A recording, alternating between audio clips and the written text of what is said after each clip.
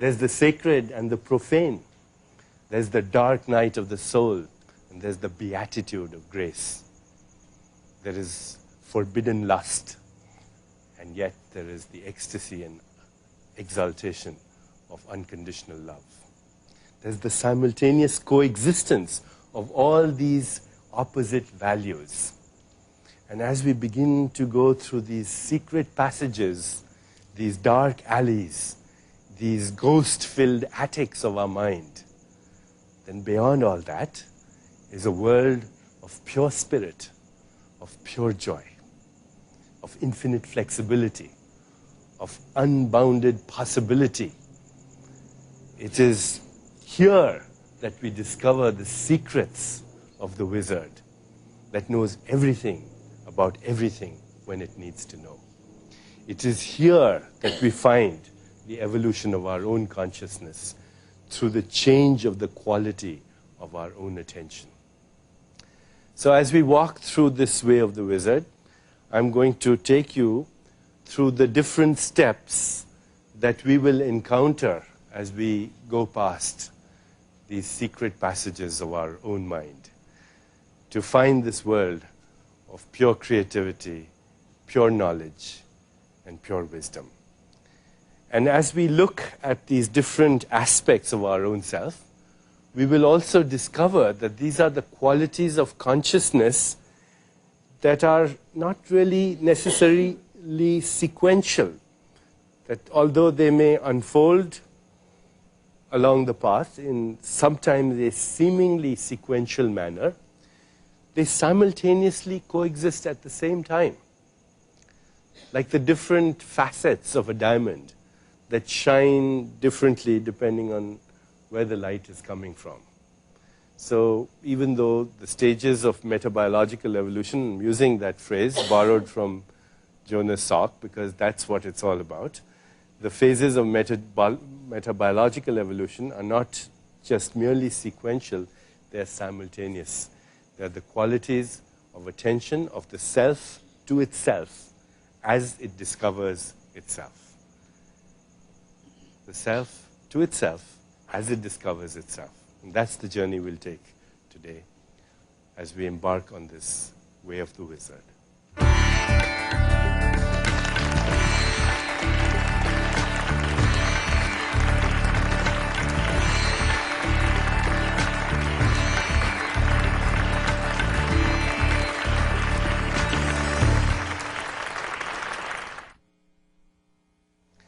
As we go on this path, which has frequently been called the pathless path, because there are no clear road signs, there are some things that we all experience.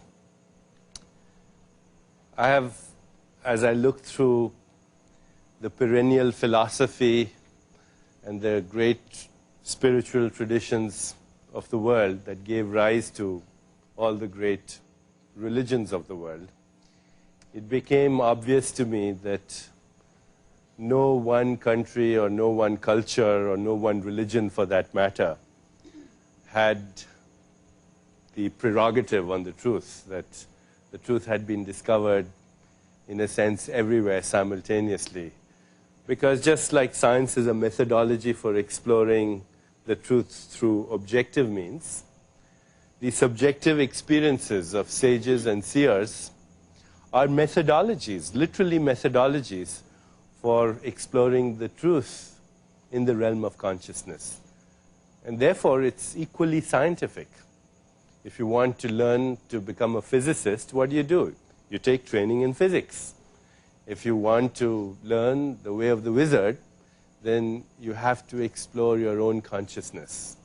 And that's as scientific as any other scientific methodology. Those who have gone this path before us have said to us that there are probably at least 7 stages through which human consciousness evolves. The stage of innocence, which is the first stage. The second is called the birth of the ego. The third is the birth of the achiever. The fourth is the birth of the giver. The 5th is the birth of the seeker. The 6th is the birth of the seer. And the 7th is the birth of the spirit. We'll go through all of these in a sequential manner and also see at the same time how these different components of being exist within us all simultaneously. That they all exist within us simultaneously. So the birth of innocence is the first stage. Examine any newborn baby and you will encounter that in its purity. A newborn baby is full of innocence and self-acceptance and trust and love. It's the embodiment of pure awareness. If you want to look at the characteristics of the innocent in you, examine those times when you have that experience. The innocent is alert like any baby. It's full of curiosity and wonder for life. That sense of wonder is there. There's a feeling of security that you're wanted on this earth. And an inarticulate knowingness that beyond the tumult of time lies the peace of the timeless. There is self-acceptance. There is trust. There is love. And all of us have experienced that, not only as babies, as children, but in fact, even as adults. Although it helps to look at a baby to remind us that that innocence really never dies. You want to get in touch with the source of creation, look at a baby, because it is coming from the womb of creation. And you will immediately be transformed into a being of love. Just that simple encounter with a baby will awaken the innocent inside you.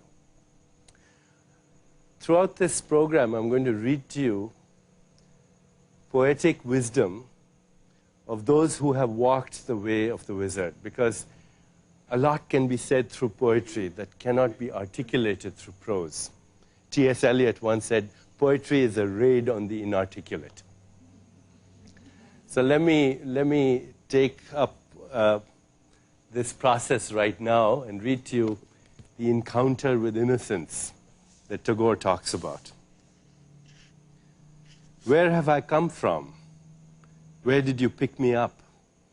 The baby asked its mother.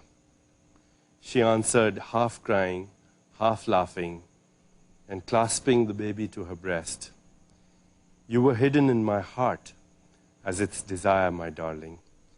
You were in the dolls of my childhood games. And when, with clay, I made the image of my God every morning, I made and unmade you then. You were enshrined with our household deity. In his worship, I worshipped you.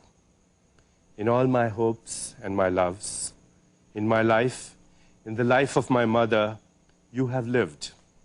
In the lap of the deathless spirit who rules our home, you have been nursed for ages. And when in girlhood, my heart was opening its petals, you hovered as a fragrance about it. Your tender softness blossomed in my youthful limbs like a glow in the sky before the sunrise. Heaven's first darling, twin-born with the morning light, you have floated down the stream of the world's life, and at last you have stranded on my heart. As I gaze on your face, mystery overwhelms me. You who belong to all have become mine. For fear of losing you, I hold you tight to my breast. What magic has snared the world's treasure in these tender arms of mine? You read that, you are suddenly overcome by something that is sacred, that is pure, that takes you immediately into the world of innocence. And you can experience that yourself anytime you encounter that innocence from the womb of creation.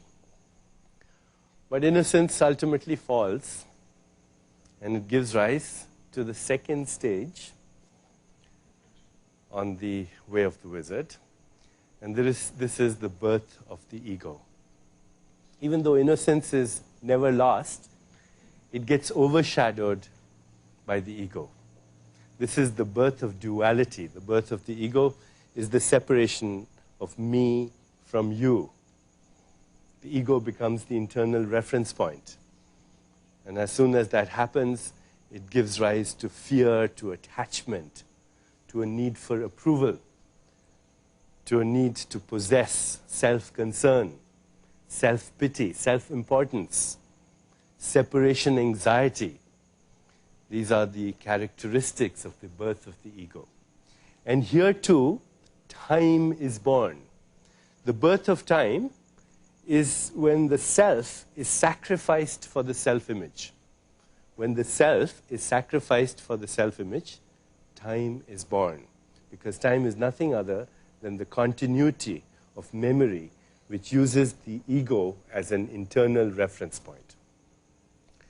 So in the state of the ego, we have fear and anxiety, and as we look within ourselves, we find that this is simultaneously present with the innocent as well. But we also recognize, if you pay attention to this fact, that this is not our real self. That the self-image is not the self. The self-image is just the social mask that we have put on for the time being. We get caught up in it. A time comes, though, that we begin to recognize that the ego is really a prison, a necessary stage, because it is necessary, because it gives us individuality, it gives us a sense of identity, it ensures our survival as an individual, but it's a lonely existence. It needs to control. It is not the true self. Again, the poet Tagore, when he had this insight, says it very elegantly. I'm going to resort again to a raid on the inarticulate by quoting you what Tagore said when he recognized that the ego was not the true self. He says, "He who I enclose with my name is weeping in this dungeon. I'm ever busy building this wall all around, and as this wall goes up into the sky day by day, I lose sight of my true being in its dark shadow. I take pride in this great wall, and I plaster it with dust and sand, lest a hole should be left in this name, and for all the care that I take, I lose sight of my true being." Another place, the same realization, when he says, I came out alone on my way to my tryst, but who is this that follows me in the silent dark? I move aside to avoid his presence, but I escape him not. He makes the dust rise from the earth with his swagger. He adds his loud voice to every word that I utter. He's my own little self, my Lord. He knows no shame, but I am ashamed to come to your door in his company. So, hopefully, one day the ego also dies and gives birth to the next stage that we're going to talk about. And that stage is the birth of the achiever. The ego is giving rise to the birth of the achiever in that it's getting more confident, it's getting more self-sufficient, it's going out there to seek fame and fortune, it feels unique. And the achiever is born. The gods of the achiever are toys of all kinds. Toys of all kinds. Material things. Approval, sex, money, power. Toys, approval, sex, money, and power are the gods of the achiever. And we shouldn't belittle these gods because they are still gods. Gods for manifestation. A necessary component. They are part of the infinite masks that the eternal self assumes. We have at some level an awareness that this is not all. And yet, we hold on to it. St. Augustine himself said once, "Lord, give me chastity, give me continence, but not just now." So, it's familiar